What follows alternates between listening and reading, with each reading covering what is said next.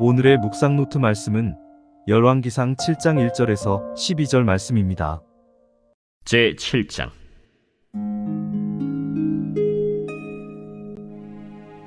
솔로몬이 자기의 왕궁을 13년 동안 건축하여 그 전부를 준공하니라. 그가 레바논 나무로 왕궁을 지었으니 길이가 100규빗이요 너비가 50규빗이요 높이가 30규빗이라. 백향목 기둥이 4줄이요 기둥 위에 백향목 들보가 있으며 기둥 위에 있는 들보 45개를 백향목으로 덮었는데 들보는 한 줄에 15이요 또 창틀이 3줄로 있는데 창과 창이 3층으로 서로 마주대하였고 모든 문과 문설주를 다 큰 나무로 네모지게 만들었는데 창과 창이 3층으로 서로 마주대하였으며 또 기둥을 세워 주랑을 지었으니 길이가 50규빗이요 너비가 30규빗이며 또 기둥 앞에 한 주랑이 있고 또 그 앞에 기둥과 섬돌이 있으며 또 심판하기 위하여 보좌의 주랑 곧 재판하는 주랑을 짓고 온 마루를 백향목으로 덮었고 솔로몬이 거처할 왕궁은 그 주랑 뒤 다른 뜰에 있으니 그 양식이 동일하며 솔로몬이 또 그가 장가든 바로의 딸을 위하여 집을 지었는데 이 주랑과 같더라. 이 집들은 안팎을 모두 귀하고 다듬은 돌로 지었으니 크기대로 톱으로 켠 것이라. 그 초석에서 처마까지와 외면에서 큰 뜰에 이르기까지 다 그러하니 그 초석은 귀하고 큰 돌, 곧 10규빗 되는 돌과 8규빗 되는 돌이라. 그 위에는 크기대로 다듬은 귀한 돌도 있고 백향목도 있으며 또 큰 뜰 주위에는 다듬은 돌 3켜와 백향목 두꺼운 판자 1켜를 놓았으니 마치 여호와의 성전 안뜰과 주랑에 놓은 것 같더라. 오늘은 솔로몬 왕궁의 건축과 관련해서 그 의미를 깊이 묵상해보고자 합니다. 솔로몬은 성전 완공 후 13년에 걸쳐 자신의 왕궁을 건축하였습니다. 이 왕궁의 규모는 성전보다 훨씬 컸지만 왕궁에 사용된 재료는 성전에 쓰인 것만큼 대단하지 않았습니다. 솔로몬의 왕궁은 주거시설로서 성전보다 큰 규모로 지어졌습니다. 왕궁에 사용된 재료는 성전에 쓰인 것만큼 대단하진 않았지만 그래도 레바논 나무로 지은 왕궁과 기둥을 세운 주랑, 재판하는 장소인 주랑, 그리고 솔로몬의 아내인 바로의 딸을 위한 집으로 구성되었습니다. 이렇게 성전을 건축한 후에 건축되어진 왕궁은 솔로몬의 권력과 부의 상징이었습니다. 이 왕궁은 13년 동안 지어졌습니다. 그만큼 그의 주거시설은 매우 크고 화려했을 뿐 아니라 또한 왕의 위엄을 나타내며 그의 통치를 상징하였습니다. 레바논의 백향목과 귀하고 거대한 돌로 지어진 왕궁은 그 당시의 최고급 건축물 중 하나였습니다. 그것은 솔로몬의 지혜와 공예 기술을 반영하며 다른 나라들과 비교해도 뒤지지 않는 웅장함을 보여주었습니다. 그러나 솔로몬 왕의 왕궁 건축은 성전 건축과는 다른 특징을 보이고 있습니다. 그것은 성전을 건축할 때는 신성하고 고귀한 목적을 위해 최고의 재료를 사용했습니다. 금, 은, 단단한 나무, 값진 돌 등 최상의 재료가 사용되었습니다.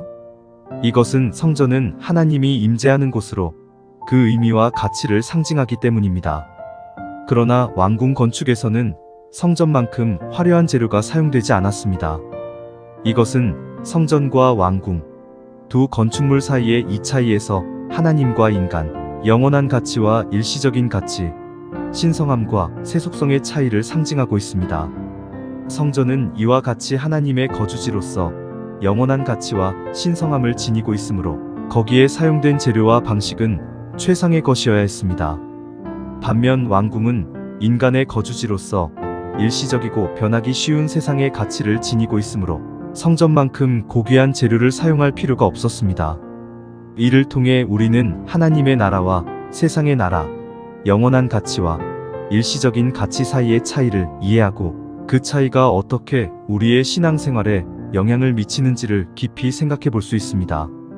그렇다면 우리는 무엇을 추구하고 어떤 가치를 중요시하며 살아가는지에 대한 지혜로운 판단과 선택이 기초가 되어 하나님의 뜻을 따라가기를 주님의 이름으로 기도합니다.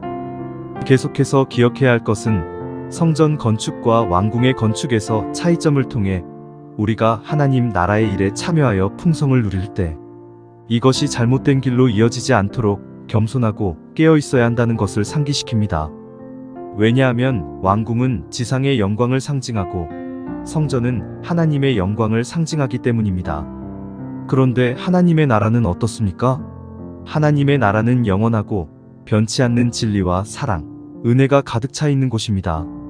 그렇기에 이 둘 사이의 관계는 우리에게 지상의 부귀와 하나님 나라의 가치에 대한 중요한 교훈을 줍니다. 기억하십시오. 성도의 삶은 하나님과의 교제와 헌신을 통해 하나님의 풍성과 영광을 누릴 수 있는 통로입니다. 하나님 나라를 세우는 일에 참여하는 것은 희생이 아니라 하나님의 영광과 복을 누리게 되는 길입니다. 그것은 영원한 값어치가 있으며 하나님의 영원한 계획에 일조하게 됩니다. 솔로몬 왕이 성전을 건축할 때 최상의 재료를 섬세하게 사용했던 것은 하나님의 집이었기 때문입니다. 하나님 나라를 위해 영광을 위해 살아가는 우리도 동일합니다. 최상의 노력고 헌신과 사랑을 다해 감당해야 합니다. 그러나 솔로몬은 상대적으로 왕궁을 건축할 때에는 성전보다는 더디 걸렸을 뿐 아니라 화려한 재료를 성전 지을 때만큼은 사용하지 않습니다.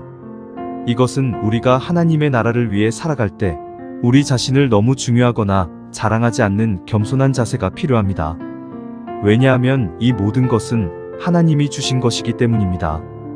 결국 하나님 나라의 일을 참여하고 겸손을 유지한다는 것은 하나님의 영광을 위해 최선을 다하는 것입니다. 이것은 성도가 가져야 할 자세입니다.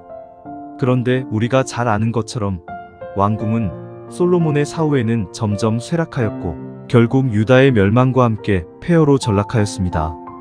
기억하십시오. 세상에서 추구하는 부귀영화는 영원히 소유할 수 없습니다. 세상의 부는 일시적이고 변덕스럽기만 합니다. 그러나 하나님 나라의 가치는 영원합니다. 지금 우리 눈에 보이는 것은 아무리 화려하고 웅장해도 세월이 지나면 모두 무너지고 사라질 것입니다. 그렇기에 오늘 우리는 무엇을 추구하고 있는지, 어떤 가치를 중심으로 살고 있는지 돌아보아야 합니다. 솔로몬 왕궁의 건축은 세상의 화려함과 웅장함을 보여주지만 그것은 결국 시간이 지나면 무너질 것입니다. 오늘 하루 하나님 나라의 영원한 가치와 세상의 일시적인 부귀를 분별하고 영원한 하나님 나라를 추구하는 삶을 살아가십시오. 그렇게 함을 통해 하나님의 영광과 복을 누리는 복된 하루가 되길 주님의 이름으로 축원합니다. 함께 기도하시겠습니다. 하늘의 아버지 하나님, 우리의 주 예수 그리스도의 이름으로 감사드리는 기도를 드립니다.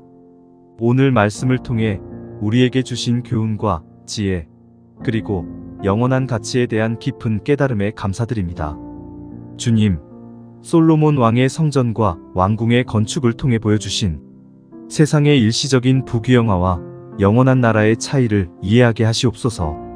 이 세상에서의 잠시의 화려함과 부귀를 추구하는 마음을 버리고 주님의 나라와 의를 먼저 찾는 삶을 살게 하시고 주님이 우리에게 주신 신앙의 길에서 미혹되지 않도록 지키시고 주님의 사랑과 은혜, 영원한 생명의 가치를 늘 기억하며 살게 도와주시옵소서. 우리가 이 세상에서 살아가는 동안 영원한 하나님의 나라를 추구하며 주님의 의로운 길을 걸을 수 있도록 인도하여 주시옵소서. 감사드리며 우리 구주 예수 그리스도의 이름으로 드립니다. 아멘.